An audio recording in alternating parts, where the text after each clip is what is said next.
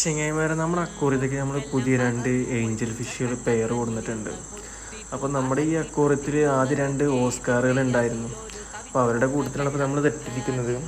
അപ്പോൾ ഈ Oscar Angel ഫിഷിനെ attack ചെയ്യുമോ ഇല്ലയെന്ന് നമുക്കറിയില്ല. നമ്മളിപ്പോൾ കൊടുന്നിട്ടിട്ടുണ്ട്.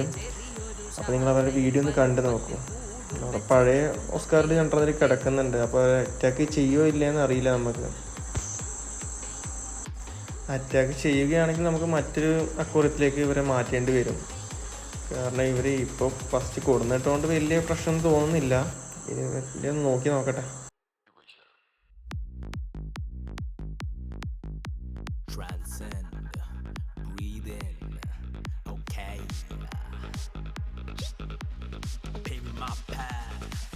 My way, let's get it.